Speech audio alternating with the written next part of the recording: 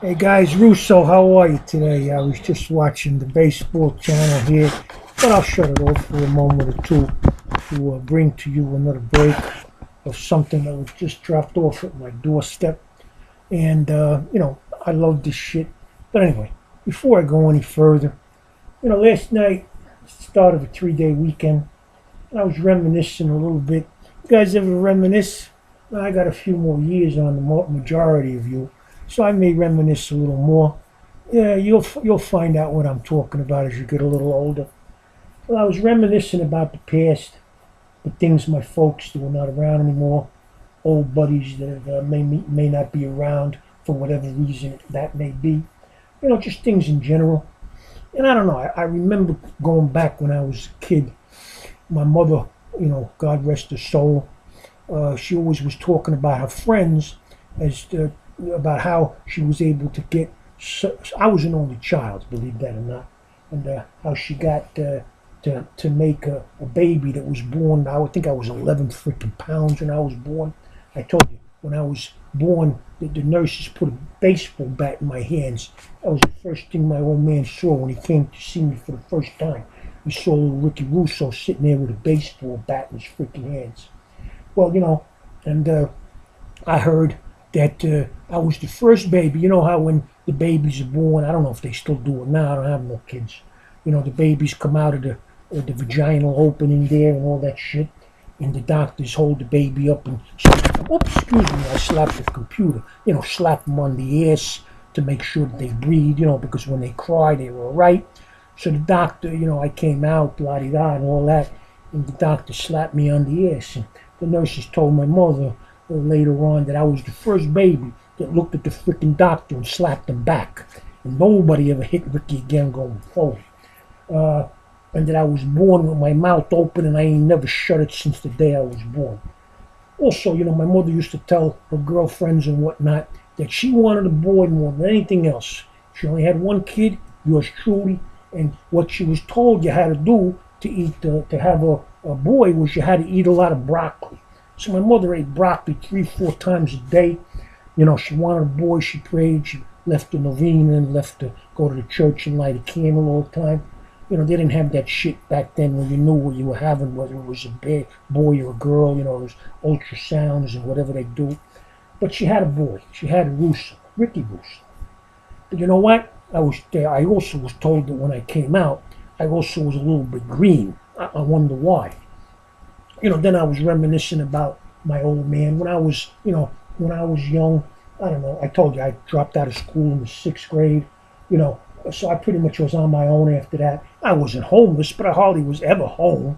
I ran with the crew. We were in Howard Beach over there, Cross Bay Boulevard. It was the happening thing for all these Goomba the Chichis and all that. So it was me and the crew. It was like 5, 6, 7 guys. They were always a little older than Ricky. They taught me the ropes. They beat the shit out of me a few times, but not really. Because you know what? At the end of the day, I was better and stronger for it, But anyway, my old man, when I was going to school, it was a tough school. Everybody saying, yeah, my father's this and my father's that, And there was fights, and I was in the middle of them. And I won a lot of them, and you know what? But initially, I was a young guy. Like I said, I was before 6th grade. How old were you when you were in 6th grade? 8, 9, 10? I don't even know, whatever. But every time I came home and I had lost a fight, my old man used to know. That was the real Mr. Russo.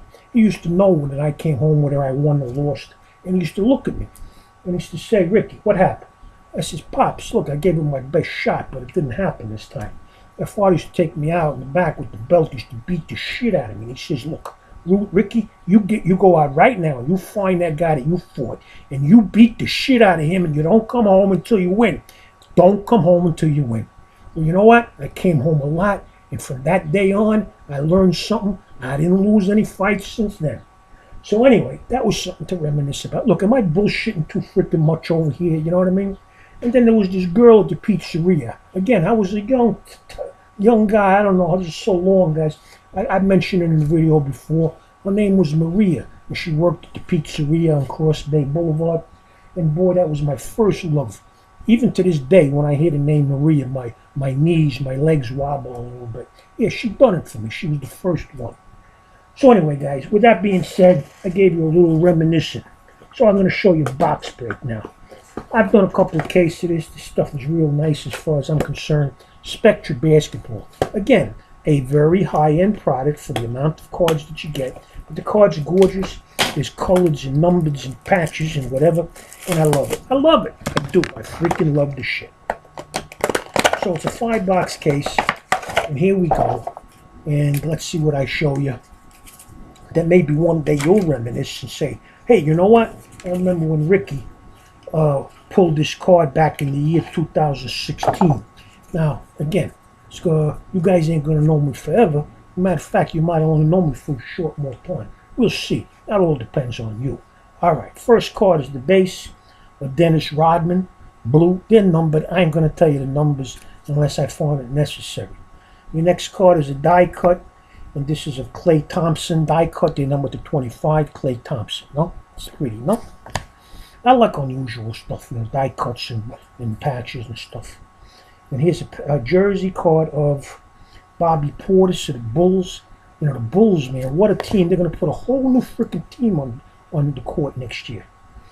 Here is a Klay Thompson franchise fabrics jersey. Here's a gold of Jonas Vasilinas, number 10, number 1 of 10 of Jonas. He was with the Whale, I think, and Moby's Dick. You know, he's the guy. Isn't that Jonas, the guy who went in the mouth of Moby Dick? And he's Terry Rozier. Here is another Jonas Vasilinas. Is this the guy in Toronto? Yeah, Toronto, no? Jonas Vasilinas. Hey, Joe Spice. Is he any good? I know he's good. I'm just pulling you, Joe. Your Spice. Here's a Miles Turner. Here is a Emmanuel Mudiay. Some good names here, guys. But in these 5 boxes in the case, you're going to wait to see some of the ass kickers. Then I got a Larry Bird base. All right, guys. You know what? Let me leave you for a little while. Reminiscing is going to cause me to reminisce even more now. Ciao.